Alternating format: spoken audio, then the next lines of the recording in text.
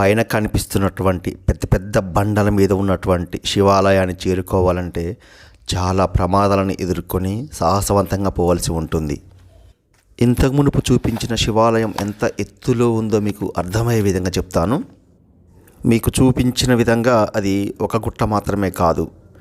Already మనం కింద వేణుగోపాల స్వామి గుడి ఉంటుంది ఒక గుట్ట మీద. ఆ గుట్ట మీద వేణుగోపాల స్వామిని దర్శనం చేసుకున్నాక ఈ గుట్ట మీదకి ఎక్కుతాము. వేణుగోపాల స్వామి గుడి దగ్గర చేరుకోవాలంటే ఘాట్ రోడ్లో రావాల్సి ఉంటుంది. అంటే వేణుగోపాల స్వామి గుడి ఎంత ఎత్తులో ఉంటుందో అర్థం చేసుకోండి. అక్కడ నుండి ఇక్కడికి కాలినడకన రావాల్సి ఉంటుంది. ఎవరు కూడా ఇటు రారు. ఇక్కడ ఉన్న మొదటి ప్రమాదం తేనెటీగలు. ఎక్కడ పడితే అక్కడే తేనెటీగలు ఉంటాయి.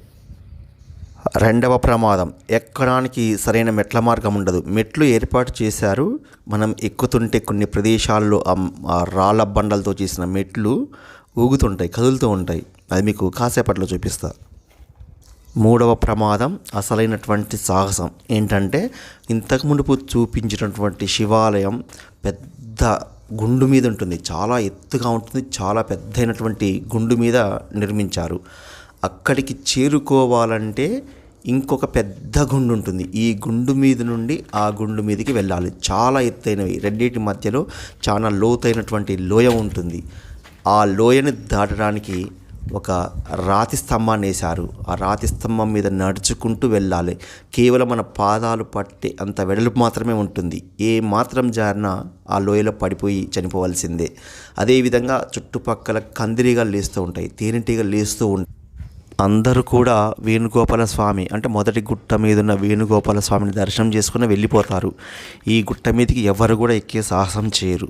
ఒకవేళ ఇంత దూరం ఎక్కినా కానీ ఇంతకు మునుపు చూపించిన చిన్న చిన్న గుళ్ళు ఉన్నాయి, గుహలు ఉన్నాయి, అవి చూసుకొని వెళ్ళిపోతారు. అంతేగాని గుండు పై వరకు ఎక్కి ఆ లోయని దాటడానికి ఉన్నటువంటి ఆ రాతి స్తంభం మీద నడుచుకుంటూ వెళ్ళి అవతల ఉన్న శివాలయాన్ని దర్శించడానికి ఎవరు కూడా సాహసం చేయరు. ఈ ప్రదేశం మొత్తం రకరకాలైనటువంటి గుహలు, పెద్ద పెద్ద బండరాళ్ళు, కొంచెం చూడడానికి భయంకరంగానే ఉంటుంది.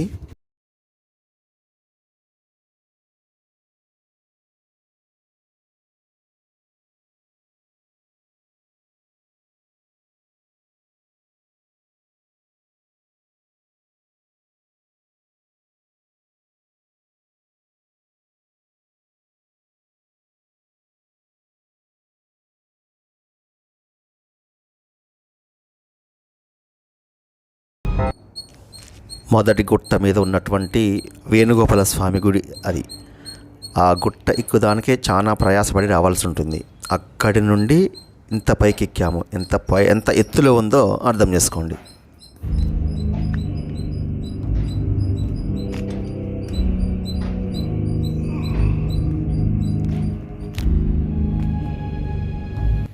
మొత్తం కూడా ఇలాంటి రాతి మెట్ల మీదనే వెళ్ళాల్సి ఉంటుంది.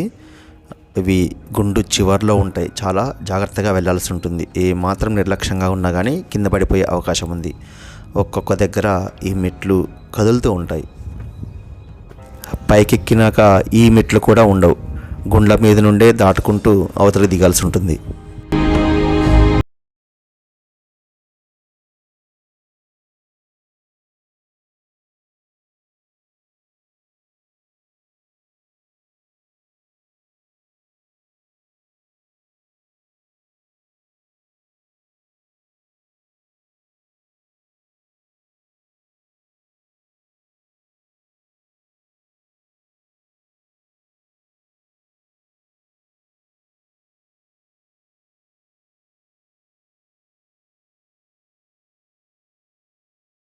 అయితే చేరుకున్నాము. ఇక్కడ ఎక్కడ చూసినా పెద్ద తేనె తిట్టులే ఉన్నాయి. ఏ గుండు దగ్గర ఏ తేనె తిట్టు ఉందో కూడా తెలవని పరిస్థితి. వాటి పక్కనే నడుచుకుంటూ వెళ్తాం. వెళ్ళే ముందు కనపడదు, దిగే ముందు కనిపిస్తాయి మనకు. పైకి ఎక్కినాక మనకు 2 గుళ్ళు కనిపిస్తాయి. ముందుగా ఈ గుడిని చూసుకొని ఎంత ఎత్తులు ఉన్నామో మీకు చూపిస్తా.